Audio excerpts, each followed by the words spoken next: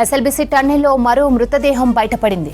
Tunnel లోపల భాగంలో 13.5 కిలోమీటర్ల దగ్గర కన్వేయర్ బెల్ట్ డ్రమ్కు 40 మీటర్ల దూరంలో రెండో డెడ్ బాడీని గుర్తించారు. ఈ డెడ్ బాడీని బయటకు తీశాయి రెస్క్యూ టీమ్స్. ఘటన జరిగిన నెల రోజుల తర్వాత రెండో మృతదేహాన్ని గుర్తించాయి సహాయక బృందాలు. గ్రామానికి పంపించే అవకాశం ఉంది. డెడ్ బాడీ మాత్రం స్పెసిఫిక్గా ఇంజనీర్గా చెప్తున్నారు. ఇందులో మనోజ్ కుమార్ శ్రీనివాస్కు సంబంధించినటువంటి ఇన్ఫర్మేషన్ రావాల్సి ఉంది. సో ఆ కుటుంబ సభ్యులకు అప్పగించేందుకు అన్ని ప్రయత్నాలు అయితే నిర్వహిస్తున్నారు. ఇందులో చాలా క్రుషియల్ రోల్ పోషించినటువంటి రెస్క్యూ బృందాలు మనకు సింగరేణి కానీ, ర్యాట్ మైనర్స్ కానీ, NDRF, SDRF, fire department, HYDRAA, దాదాపు 14 ఏజెన్సీస్, స్టేట్ సెంట్రల్ సంబంధించినటువంటి టీమ్స్ అన్ని కూడా ఇందులో ఇన్వాల్వ్ అయ్యాయి.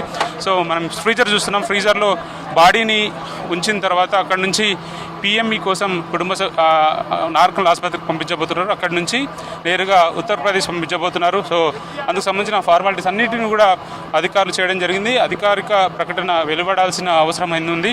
సో వచ్చిన తర్వాతనే మిగతా డీటెయిల్స్ తెలిసే అవకాశం ఉంది. ఇప్పటికే వరకైతే ప్రమాదం జరిగిన ఏరియా ఏదైతే ఉందో మనకు టీబీఎం బ్రేక్ అయినటువంటి శిథిలాలు శకలాలు ఉన్నాయో దాదాపు 300 మీటర్ల దూరం తన్నుకొచ్చిన సందర్భంలో అది పూర్తిగా శకలాల కింద లోకో చిక్కుని ఉంది. మనం ఇందాక లోకో ట్రైన్ ద్వారా తీసుకొచ్చినటువంటి ఏరియా ఏదైతే ఉందో ఆ ఏరియా నుంచే లోకోలో ఈ డెడ్ బాడీని రికవర్ చేశారు, ఐడెంటిఫై చేశారు.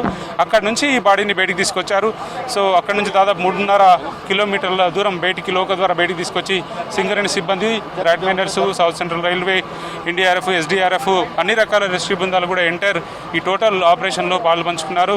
సో ఫర్దర్ ఫార్మాలిటీస్ కోసం అయితే అటు రెస్క్యూ బృందాలు కానీ ఆఫీసర్స్ అంతా కూడా అదే ఫర్దర్ ఫార్మాలిటీస్ కోసం ప్రిపేర్ అవుతా వస్తున్నటువంటి సిచ్యువేషన్ మనకిది క్లియర్గా కనిపిస్తుంది. ఇక్కడ సింగరేణికి లీడ్ చేసినటువంటి టీమ్స్ కానీ అటు వైద్య ఎవరైతే జీఎంగా ఉన్నారో ఆయనతో పాటు డాక్టర్ హరీష్, ఎన్డీఆర్ఎఫ్ సంబంధించిన టీము, ఆర్మీకి సంబంధించినటువంటి అధికారులు, సింగరేణికి సంబంధించిన బృందాలన్నీ కూడా ఈ ఎంటైర్ ఆపరేషన్ని చాలా దగ్గరుండి మానిటరింగ్ చేశారు. సో నేమ్ సంబంధించి మనం తెలుసుకునే ప్రయత్నం చేద్దాం. మేము చెప్పమండి, డాక్టర్స్ అక్కడ డిక్లేర్ చేస్తారు. మాకు తెలుసు కానీ మేము చెప్పకూడదు, వాళ్ళు అక్కడే చెప్తారండి. రెస్క్యూ బృందాలు మాత్రం పూర్తి స్థాయిలో వాళ్ళు ఇన్వాల్వ్ అయ్యి తీసుకొచ్చారు. సో అధికారిక ప్రకటన కోసం ఆఫీసర్స్ డిక్లేర్ చేసే వరకు వాళ్ళ లిమిట్స్లో వాళ్ళ పాత్ర వరకే వాళ్ళు పోషిస్తున్నటువంటి విషయం అయితే క్లియర్గా మనం చూస్తున్నాం. సో ఫర్దర్గా అధికారులు డిక్లేర్ చేయాల్సిన అవసరం ఉంది. సో ఎంటైర్ ఈ ఆపరేషన్లో ఎంతమంది అయితే పార్టిసిపేట్ చేశారో అన్ని రకాలకు సంబంధించిన రెస్క్యూ బృందాలు అన్నీ కూడా ఇందులో ఇన్వాల్వ్ అయ్యాయి. సో అందరూ కూడా సో ఏ ఏరియా నుంచి ఎక్కడ డెడ్ బాడీ ఫైండ్ అవుట్ అయింది అది మనకు బెల్ట్ భాగం నుంచి ముందు ఒక 40 మీటర్స్ దూరంలో పాత లోకో ఇంజిన్ బయటపడ్డదండి. ఆ లోకో ఇంజిన్ పక్కనే దొరికారండి. ఓకే, అంటే బాడీ కండిషన్ ఎట్లా ఉంది? బాగుందండి. 30 డేస్ అయినా కూడా బాడీ చాలా బాగుంది, మంచి కండిషన్ లో ఉంది. ఎగ్జాక్ట్ గా ఎక్కడ దొరికింది? లోకో పక్కనండి. లోకో ఉంది. లోకో దాకా మొత్తం బాటం తీసినాక లోకోకి ఆనుకొని పక్కన ఉందండి. ఫస్ట్ డెడ్ బాడీ దొరికిన దానికి దీనికి ఏమైనా దాదాపు 200 మీటర్లు 200 మీటర్ల డిఫరెన్స్ ఉందండి. బాడీని ఐడెంటిఫై చేసే సిచ్యువేషన్ ఉందా లేకపోతే డిఎన్ఏ ఐడెంటిఫై చేయొచ్చండి. మేము గుర్తులున్నాయి, మేము చూసాము, మా రిపోర్ట్ మేము ఇచ్చాము. తర్వాత పద్ధతి ప్రకారం ఫారెన్సిక్స్ కానీ మిగతా వెరిఫై చేసుకుంటారు, ఫ్యామిలీస్ని పిలుస్తారు, వాళ్ళు డిక్లేర్ చేస్తారండి. ఈ 2 డెడ్ బాడీస్ రికవర్ అయిన తర్వాత మిగతా 6 డెడ్ బాడీస్ రికవరీ చేయడానికి ఎంత టైం పట్టే అవకాశం ఉంది? ఇంకా ఏప్రిల్ 10th వరకు క్లియర్ చేయాలని నిన్న మీటింగ్లో చెప్పారండి సీఎం గారు. మేము ఆ ప్రయత్నంలో ఉన్నామండి. అందరు ఏజెన్సీస్ ఆ ప్రయత్నంలో ఉన్నాం కలిసి. D1, D2 క్లియర్ అయిపోయింది కదా, అక్కడ ఇంకేమైనా అవకాశం ఉంది? అక్కడ మళ్ళీ చిన్న కింద మక్కుంది, రైట్ సైడ్లో కొంత ఉంది, అది కూడా మళ్ళీ చూస్తూనే ఉంటాం డైలీ. అక్కడ ఇక్కడ ఎంత వీలుంటే అంత మేము వెతుకుతూనే ఉంటాం. ఫర్దర్ సోర్స్ ఏమన్నా పోయే అవకాశం ఉంది? ఫర్దర్ ఆపరేషన్ ఎక్కడ చెప్పలేమండి. ఇక్కడే ముందుకి ఇప్పుడు మనం 60 మీటర్స్ దాకా క్లియర్ అయింది బెల్ట్ ముందుకి.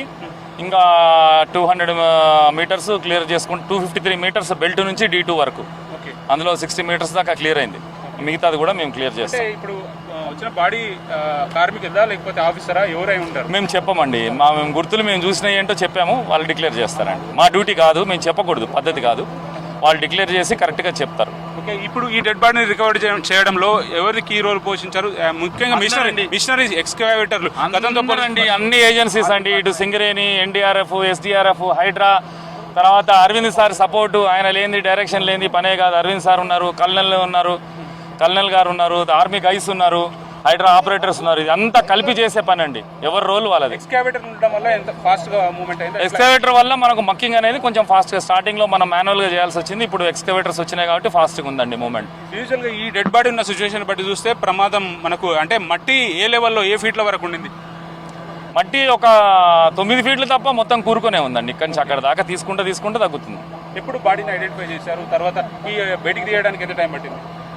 మనము ఏంటంటే ఇప్పుడు నంబర్ ఆఫ్ డేస్ పెరిగింది కాబట్టి డాక్టర్ ప్రెసెన్స్లో సరైన జాగ్రత్తగా తీయాలి కాబట్టి మాకు వాసన రాత్రి 2:30కి తెలిసిందండి.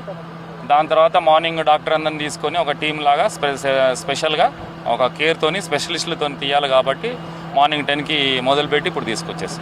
మిగతా 6 డెడ్ బాడీస్ అంటే ఇప్పటికి దాదాపు టైం పట్టి 4 రోజులు పట్టింది కదా, మిగతా 6 డెడ్ బాడీస్ వస్తాయో రావన్న డౌట్ ఉండింది. సో అది ఇప్పుడు ఈ డౌట్ అని చెప్పడం, రికవర్ అయిన తర్వాత ఏ కాన్ఫిడెన్స్ క్రియేట్ అయింది? ఒక బాడీ అక్కడి నుంచి ఇక్కడ దాకా వచ్చిందంటే మిగతాయి కూడా ఉంటుందనే ఆశతోనే మేము పనిచేస్తున్నామండి.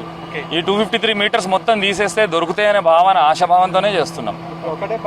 అన్ని ఏజెన్సీస్ కూడా ఒక్క నిమిషం కూడా విరామం తీసుకోకుండా అటు ఎస్డిఆర్ఎఫ్ కావచ్చు, ఎన్డీఆర్ఎఫ్ కావచ్చు, హైడ్రా కావచ్చు, సింగరేణి కావచ్చు, లేకపోతే మిగతా సైంటిఫిక్ ఏజెన్సీస్ జిఎస్ఏ వాళ్ళు మాకు సపోర్ట్ ఇచ్చి సేఫ్టీ గురించి కావచ్చు, మన పెద్ద సార్లు అరవింద్ సార్ కావచ్చు, కలెక్టర్ గారు కావచ్చు, వాళ్ళు దినము రాత్రి మేము 2 o'clock 3 o'clock తెల్లారు కూడా అందరం మాట్లాడుకుంటూ ఉంటాం ప్రోగ్రెస్ని.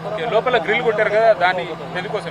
అది ఎందుకంటే మనము D1 to D2 ట్రెంచ్ కొట్టి అక్కడ ఒక సేఫ్టీ జోన్ లాగా తయారు చేసామండి. ఏదైనా ముందు నుంచి ఉరికొస్తే అక్కడ వచ్చి నిండుతుంది. అంతకుముందు ఏంటంటే అక్కడ నడిచిపోయి ముందు చూడటానికి మనకు వాక్వే చాలా వెడల్పుగా ఉండేది. ఇప్పుడు ఆ వాక్వే తక్కువ ఉంది కాబట్టి అయితే ఉరికి రాలేరు ఫాస్ట్గా, అనవసరంగా అక్కడ మనుషులు ఎందుకు పోవాలని ఆపాము అంతే. చూడటానికి వెళ్తూ ఉంటారు, ఫోటోలు దిగడానికి వెళ్తుంటారు, అది దానికోసమే సేఫ్టీ రీజన్. ఆ మనుషులు అనవసరంగా వెళ్ళకుండా. ఇంకా అంటే ఈ బాడీకి నియర్ బై ఏమైనా డెడ్ బాడీస్ ఉండే అవకాశం ఉందా? చెప్పలేమండి, తీసే కొద్దీ ఉంటుందనే హోమ్తో. స్మెల్ ఇప్పుడు ఏం లేదండి, తీసుకుంటే పోతే మనకు ఉంటే ఏర్పడుతుంది. స్మెల్ ఉంటే తీసే వచ్చేవాళ్ళం, అది కూడా. మొత్తానికి ఇక్కడ నుంచి రెస్క్యూ ఆపరేషన్ చేసిన తర్వాత డెడ్ బాడీని నార్కల్ గవర్నమెంట్ ఆసుపత్రికి పంపించారు. అక్కడ పిఎంఈ ఫర్దర్ ఫార్మాలిటీస్ కంప్లీట్ అయిన తర్వాత అధికారికంగా ధృవీకరించిన తర్వాత కుటుంబ సభ్యులకు అప్పగించే అవకాశం ఉంది. మనకి ఇక్కడ నుంచి నేరుగా పార్థివ వాహనాల్లో డెడ్ బాడీని బయటికి పంపించారు. సెకండ్ డెడ్ బాడీ రావడానికి దాదాపు 16వ రోజు మొదటి డెడ్ బాడీ వస్తే 31 రోజుల తర్వాత మళ్ళీ సెకండ్ డెడ్ బాడీ వచ్చింది. సో 2 డెడ్ బాడీ రికవర్ అయ్యి మిగతా రెస్క్యూ బృందాలు, సింగరేణికి సంబంధించిన బృందాలు చెప్తున్న దాని ప్రకారం అయితే మిగతా 6 డెడ్ బాడీస్ కూడా వస్తాయన్న హోప్స్తో వాళ్ళు రెస్క్యూ ఆపరేషన్స్ కంటిన్యూ చేస్తామని చెప్తున్నారు. ఏదేమైనప్పటికీ కూడా సెకండ్ డెడ్ బాడీ రికవరీ కావడం అనేది ఒక పురోగతి అని చెప్పాలి. ఇప్పటివరకు డెడ్ బాడీకి సంబంధించినటువంటి డీటెయిల్స్ అయితే ఇంకా మెన్షన్ చేయలేదు. సో దానికోసమే అధికార ప్రకటన కోసమే ఇక్కడంతా కూడా ఎదురు చూస్తున్న పరిస్థితి స్పష్టంగా కనిపిస్తుంది.